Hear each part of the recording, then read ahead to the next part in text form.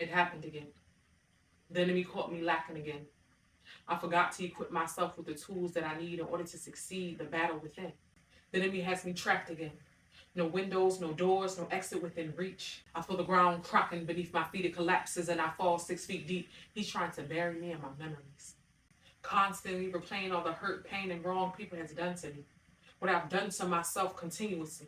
Using my insecurities as currency. To purchase their lies at a discounted rate just so I can dream up their fake love to avoid their deep-rooted hate while awake. I couldn't cope with my reality. I began to find comfort in liquor and weed and using it to cope with my anxiety. Suicidal thoughts haunting me, depression taunting me. I'm not sure if I can see if there's a such thing as freedom with the flaws in me. Abuse was their act of love, which family exposed me. And abuse was passed down constantly through my family tree, leaving the children with a lack of proper guidance and knowledge of the true enemy. So as I remained buried around those memories that I labeled my identity, no longer having the strength to stand before the enemy, I rediscovered another memory, one buried deep. My mother's choice of life, cocaine, empty bottles, drugs of every kind, strange, male visitors, time after time, a life that no child should ever see. And due to my mother's lack of awareness, some nights I was too afraid to fall asleep. I then turn around, hearing her scream, begging for God to take it away and set her free. I believe she used her addiction to cope with her nightmares because she never got a chance to dream. So it seems that I grew up to be an apple that didn't fall too far from the tree. Discovering that the coping mechanisms that I was taught turned out to be a liquid cage that sheltered my pain and rage in a delusional belief that the more I drink and smoke, the closer I'll get to this beauty called peace.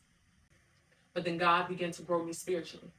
He revealed that she never could give me what she never received, that those mother and daughter dates would have to wait until the other side of eternity, because he trusted that I could carry the scars of those before me, scars that are engraved in my back, breaking the cycles in which the enemy used to attack my bloodline.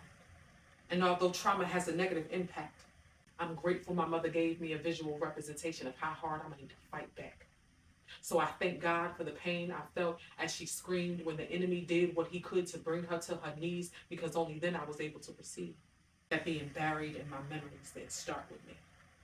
My mother too was a prisoner until she was labeled deceased, causing for the battle to then be passed down to me. So I snapped back out of that memory, still barricaded by the walls of the enemy, but now with me. The weapon I can use in order for the enemy to be slain. In the midst of my mother's screams was the name above all names, attached to belief along with faith. Today is the day I take my mother's place.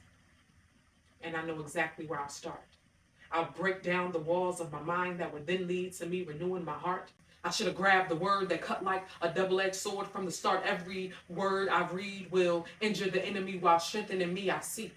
The mind is where the enemy resides because that's where he has control of all of his antics. But the enemy roamed into a mind of a vessel that God created to withstand it. I can handle it.